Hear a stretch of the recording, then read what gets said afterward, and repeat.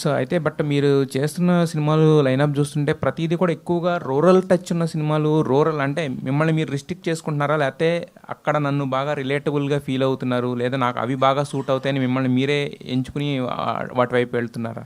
చాలా వింటాను సార్, కొన్నే రేర్గా నచ్చుతాయి. ఆ నచ్చే వాటిలో ఇవే మిగులుతున్నాయి. సో ఇది ప్లాన్ చేసింది కాదు. అండ్ రెండోది, నాకు ఇంకా చూస్ చేసుకునే లగ్జరీ రాలేదని అనుకుంటున్నాను సార్. నేను ఇది చేస్తాను, ఇలాంటి కథలు చెప్పండి అని. సో ఉన్న వాటిలో బెస్ట్ ఏది ఉంది అది పిక్ చేసుకొని చేస్తున్నాను. యాక్చువల్లీ ఒక ఇన్స్టాగ్రామ్లో, ట్విట్టర్లో అనుకుంటే ఒక అబ్బాయి పెట్టాడు, వీడు ఊరు దాటి రాడా అని. సో ఊరు దాటి రావాలని నాకు ఉంది, కానీ కథ నచ్చాలి కదా సార్. సో అందుకని మేబీ వాళ్ళకి నేను ఊరు వాళ్ళ కనబడుతున్నా, ఊరే మాది, ఊరు వాళ్ళ కనబడుతున్నానా, లేకపోతే బడ్జెట్లో సెట్ అవుతానా, ఇలాంటి కథలు నాకు నచ్చుతున్నాయా తెలియదు, కానీ ఏది ప్లాన్ చేయట్లేదు సార్, అలా జరిగిపోతుంది. అంటే ఇందాక ఇక్కడ ఒక చిన్న దీనికి సంబంధించిన ప్రమోషనల్ వీడియోలో మిమ్మల్ని అంటే ఇన్ని హిట్లు కొట్టిన తర్వాత కూడా ఎవరు, ఇతని పేరేంటి ఇలా అంటే బేసిక్గా ఏంటంటే ఎవరో ఒక ఒక స్టేజ్ వచ్చిన తర్వాత చెయ్యరు. బట్ అంటే మీకు ఏంటి అది చేయడానికి రీజన్ ఏంటంటే సినిమా కోసం ఏదైనా చేద్దామనా, లేదంటే లేదు ఏం ప్రూవ్ చేయాలనుకుంటారా video? Recent sir, last 10-15 days 2 ఎక్స్పీరియన్స్లు చెప్తాను. విజయవాడకి ఫ్లైట్లో వెళ్తున్నాను నేను, నా పక్క సీట్లో ఒక ఆయన కూర్చున్నారు. సమ్ డేట్స్ ఇష్యూ ఏదో ఫోన్లో మాట్లాడుతున్నాను నేను. పక్కన నేను చూసి సినిమా ఇండస్ట్రీయా అన్నాడు. అంటే అవును సార్ అన్నాను. సినిమా ఇండస్ట్రీ అన్నాడంటే గుర్తుపట్టలేదని అర్థం. అవును సార్ అన్నాను. ఏం చేస్తుంటావు ఇండస్ట్రీలో అన్నాడు. ఇప్పుడు నేను యాక్టర్ అంటే ఏం సినిమా చేసావు, ఎప్పుడు వచ్చింది ఇదంతా ఎవరు చెప్తారని, అసిస్టెంట్ డైరెక్టర్ అండి అన్నాను. అవునా, ఏం సినిమాకి అసిస్టెంట్ డైరెక్టర్ అన్నాడు. ఇప్పుడు ఏ పేరు చెప్తే మళ్ళీ ఏ క్వశ్చన్ అడుగుతాడని ఓజీ అండి అన్నాను. ఓ ఓకే అన్నాడు, అంతే. అక్కడికి ఎండ్, కాన్వర్జేషన్ కట్. మొన్న భగవంతుడు షూట్ చేస్తున్నాను నేను అనంతపూర్లో.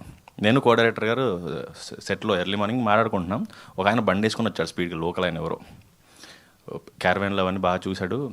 ఎవరండి హీరో అన్నాడు. కోడేటర్ ఒక సెకండ్ కాన్షియస్ అయిపోయాడు, పక్కన నేను నన్ను ఏం చెప్పాలో ఎలా అనుకుంటాడు అని. ఇది నాకు రెగ్యులర్గా అవుతుంది సార్, నన్నే ఎవ్రీ ఆల్టర్నేట్ డే అనుకోవచ్చు, ఇంకా డే అనలేను, కానీ నన్నే అడుగుతారు హీరో ఎవరండి ఈ సినిమాలో అని. నాకు మసూదాకి అది బిగినింగ్ నుంచి కూడా అలవాటు. నేను సోషల్ మీడియాలో కూడా పోస్ట్ చేశాను, నేను మసూదాకి వచ్చిన చైల్డ్ ఆర్టిస్టు, మీరు డ్రైవరా అని అడిగాడు.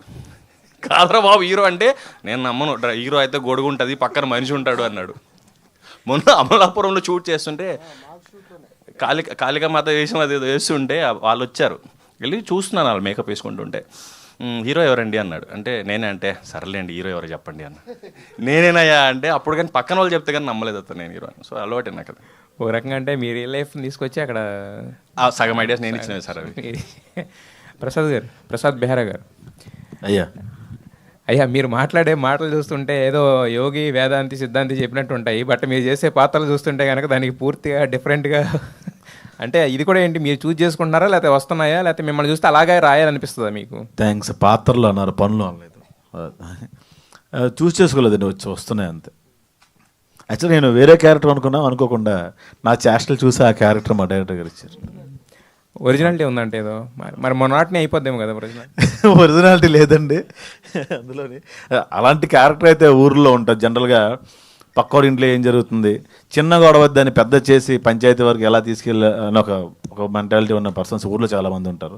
అలాంటి ఒక క్యారెక్టర్ అండి, అది నా ఒరిజినల్ క్యారెక్టర్ కాదు, బట్ ఊర్లో ఉండే ఒక క్యారెక్టర్.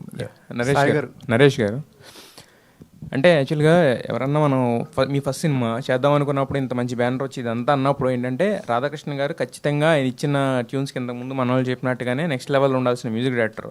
బట్ కాకపోతే ఏంటంటే అలాంటి చాయిసెస్ అనేవి చాలా మన మైండ్లోకి రావడమే లేట్గా వస్తాయి.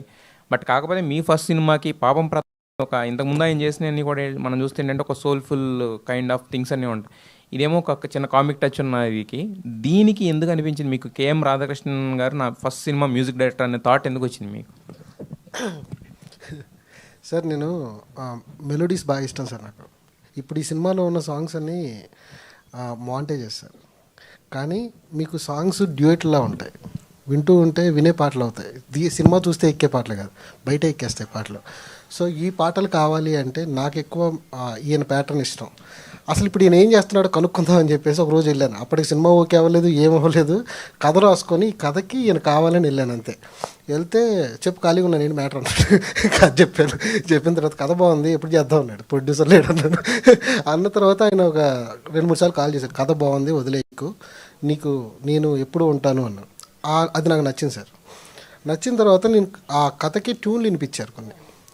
ఆయన దగ్గర ఉన్న ట్యూన్లు వింటే సార్ మీరు నమ్మరు, ఈ సినిమాతో కంబ్యాక్ అవ్వకపోతే నేను రాసిస్తాను సార్, అల్టిమేట్ ఉంటాయి సాంగ్స్.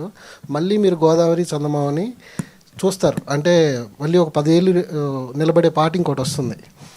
అది గ్యారంటీ సార్, నాది గ్యారంటీ. అట్లా 3 పాటలు ఉన్నాయి సార్, 3 పాటలు బలంగా ఇచ్చారు సార్. తర్వాత నెక్స్ట్ కొన్ని పాటలు వినిపించారు, ఆయన దగ్గర ట్యూన్స్ ఉన్నాయి, అది నచ్చింది, లాక్ చేసుకున్నాను సార్ నేను, అంతే.